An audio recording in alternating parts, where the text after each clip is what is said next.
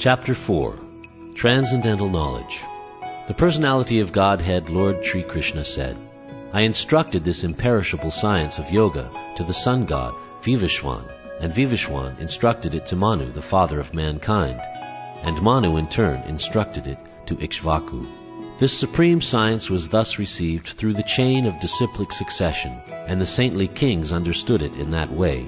But in due course of time the succession was broken, and therefore the science as it is appears to be lost. That very ancient science of the relationship with the Supreme is today told by me to you, because you are my devotee as well as my friend, and can therefore understand the transcendental mystery of this science. Arjuna said, The sun god Vivishwan is senior by birth to you. How am I to understand that in the beginning you instructed this science to him? The personality of Godhead said, Many births both you and I have passed.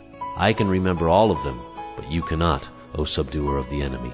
Although I am unborn and my transcendental body never deteriorates, and although I am the Lord of all living entities, I still appear in every millennium in my original transcendental form.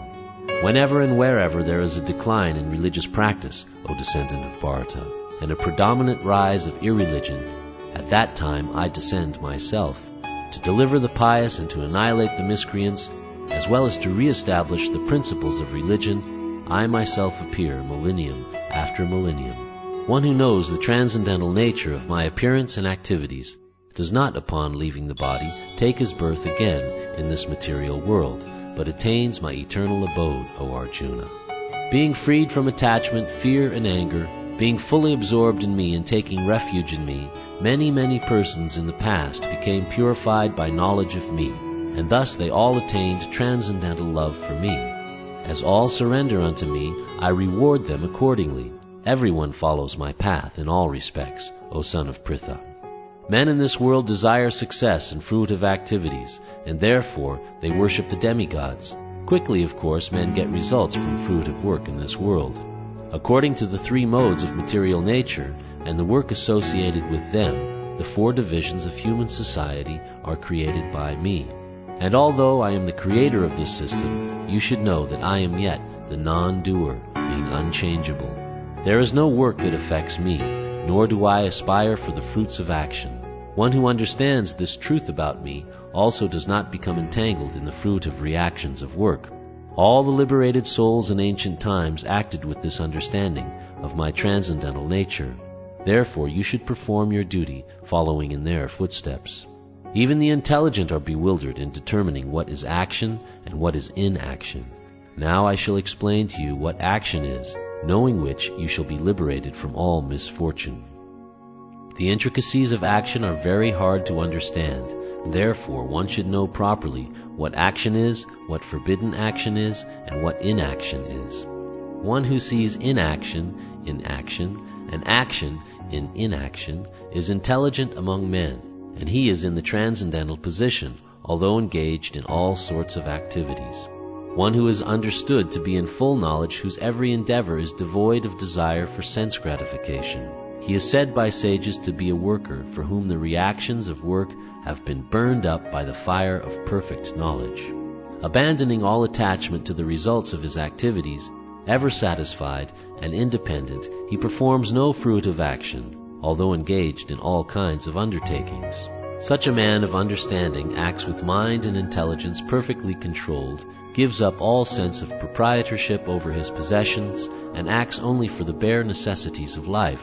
Thus working, he is not affected by sinful reactions. He who is satisfied with gain, which comes of its own accord, who is free from duality and does not envy, who is steady in both success and failure, is never entangled, although performing actions. The work of a man who is unattached to the modes of material nature and who is fully situated in transcendental knowledge merges entirely into transcendence. A person who is fully absorbed in Krishna consciousness is sure to attain the spiritual kingdom because of his full contribution to spiritual activities, in which the consummation is absolute and that which is offered is of the same spiritual nature. Some yogis perfectly worship the demigods by offering different sacrifices to them, and some of them offer sacrifices in the fire of the Supreme Brahman. Some, the unadulterated brahmacharis, sacrifice the hearing process and the senses in the fire of mental control, and others, the regulated householders, sacrifice the objects of the senses in the fire of the senses. Others who are interested in achieving self-realization through control of the mind and senses offer the functions of all the senses and of the life breath as oblations into the fire of the controlled mind. Having accepted strict vows, some become enlightened by sacrificing their possessions, and others by performing severe austerities, by practicing the yoga of eightfold mysticism, or by studying the Vedas to advance in transcendental knowledge. Still others who are inclined to the process of breath restraint to remain in trance practice by offering the movement of the outgoing breath into the incoming, and the incoming breath into the outgoing, and thus at last remain in trance, stopping all breathing. Others, curtailing the eating process, offer the outgoing breath into itself as a sacrifice. All these performers who know the meaning of sacrifice become cleansed of sinful reactions, and having tasted the nectar of the results of sacrifices, they advance toward the supreme eternal atmosphere. O best of the Kuru dynasty, without sacrifice one can never live happily on this planet or in this life. What then of the next? All these different types of sacrifice are approved by the Vedas, and all of them are born of different types of work. Knowing them as such, you will become liberated. O chastiser of the enemy, the sacrifice performed in knowledge is better than the mere sacrifice of material possessions. After all, of son of Pritha, all sacrifices of work culminate in transcendental knowledge. Just try to learn the truth by approaching a spiritual master. Inquire from him submissively, and render service unto him. The self-realized souls can impart knowledge unto you because they have seen the truth. Having obtained real knowledge from a self-realized soul, you will never fall again into such illusion. For by this knowledge you will see that all living beings are but part of the Supreme, or in other words, that they are mine.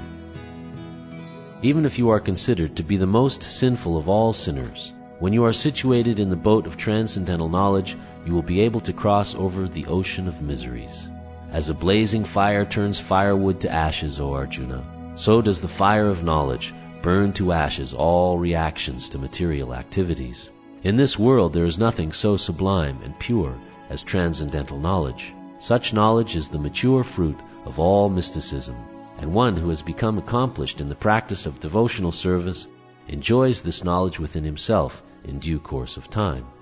A faithful man who is dedicated to transcendental knowledge and who subdues his senses is eligible to achieve such knowledge. And having achieved it, he quickly attains the supreme spiritual peace. But ignorant and faithless persons who doubt the revealed scriptures do not attain God consciousness. They fall down. For the doubting soul there is happiness neither in this world nor in the next. One who acts in devotional service, renouncing the fruits of his actions, and whose doubts have been destroyed by transcendental knowledge, is situated factually in the self. Thus he is not bound by the reactions of work, O conqueror of riches. Therefore the doubts which have arisen in your heart out of ignorance should be slashed by the weapon of knowledge. Armed with yoga, O Bharata, stand and fight.